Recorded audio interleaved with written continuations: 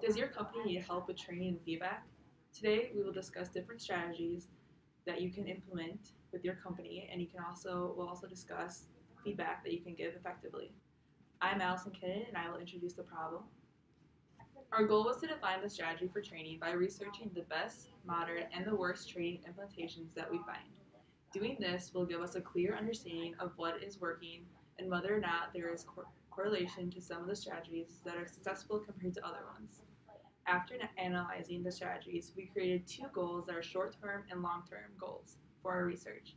The short term goal is to understand the type of strategies that are being used for training.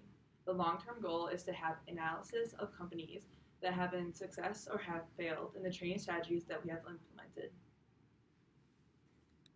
The question that we're researching is, what is the best training strategy organizations can implement to influence their employees to participate in training and how they can provide feedback to their employees that's in a positive manner.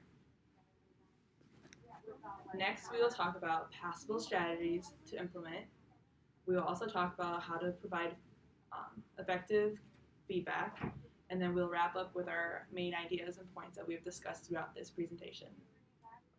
This is Mitchell Bryson and Michael Lumetta, and they're going to talk about the different strategies that you can implement in the workplace.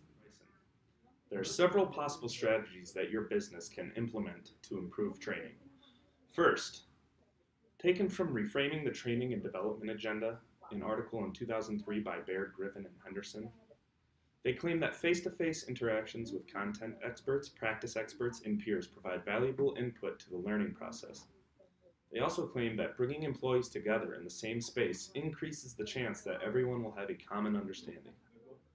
But you must be careful of forcing them into learning at the same pace and using the same style rather than having an individualized learning agenda. Another strategy that they'd recommended was more coaching and less performance evaluation.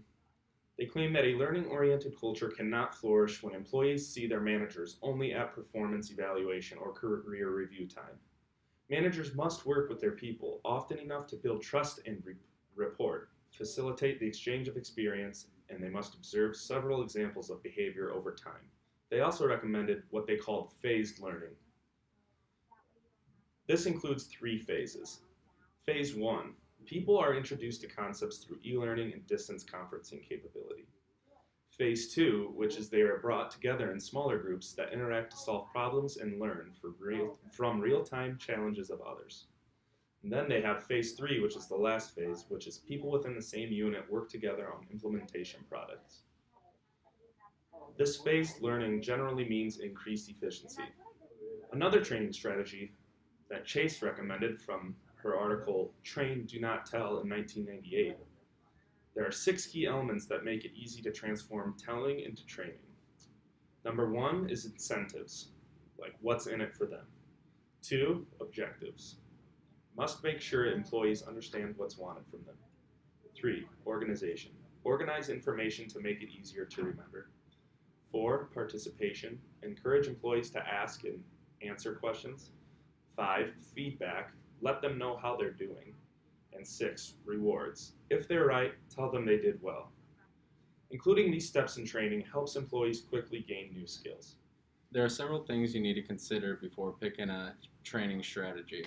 First, what are your training goals for this session?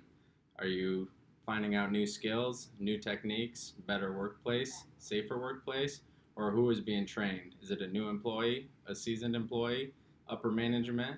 What is the training budget? And what training materials do you have at your disposal? All of these things come into play when picking a new technique to train your employees. We've came to a conclusion that our final decision would be going with the blended training approach. This approach combines online digital media with traditional classroom methods. Businesses use this approach because not one method works best for a single training program. A business will have greater training success by using a variety of training strategies throughout the entire process. Here are several reasons why we decided to go with the blended training approach. A University of Tennessee study showed that a blended learning program reduced both the time and the cost of training by more than 50%. The same study showed a 10% improved result in learning outcomes compared with traditional training. And learning experts believe that a big advantage of blending learning is that it is more closely replicates how people actually learn on the job through experience and interactions with coworkers. The blended approach works well because it has a variety of strategies to use. There are many considerations in training like subject matter, audience makeup, types of learners, budget considerations, space constraints, and compliance issues that can occur. All these considerations affect your choice on the training style. This is why the blended style is the best approach to use. This is Jacob Eslick, and he will talk about how to provide feedback effectively. Thank you, Allison.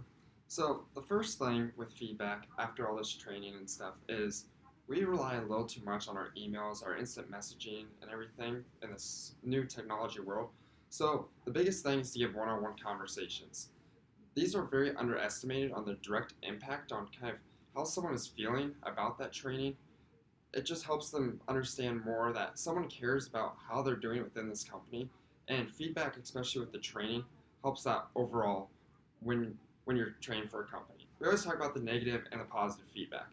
So for the negative feedback is telling someone what they're doing poorly and telling them how to change it. When we hear the word negative feedback, we kind of think bad things about it. But as much as we don't want to do negative feedback compared to positive feedback, this is a very good strategy to take.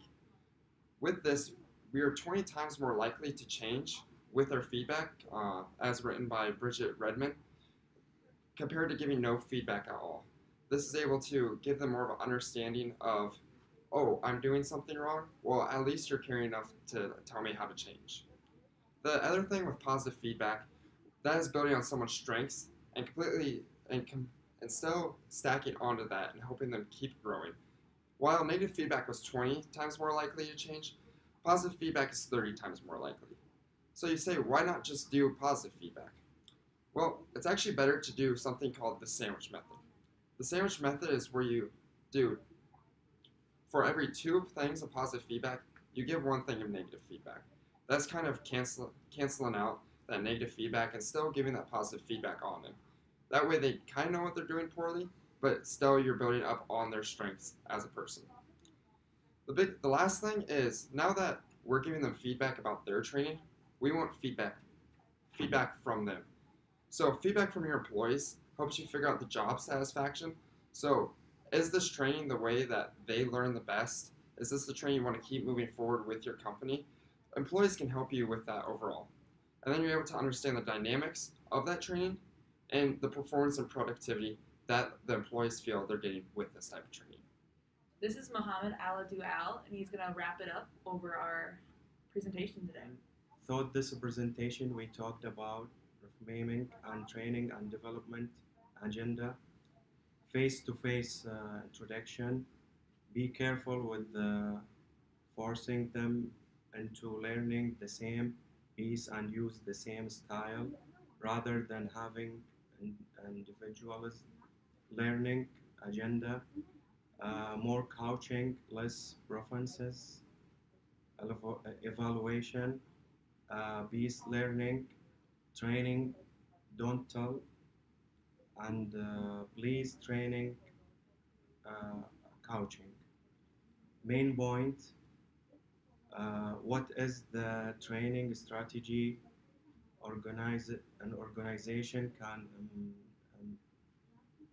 implement to influence their employee of coaching into training, and how can they provide feedback to their companies. We challenge you to take this training strategy and apply them to your business to find what can best help your employee. Thank you.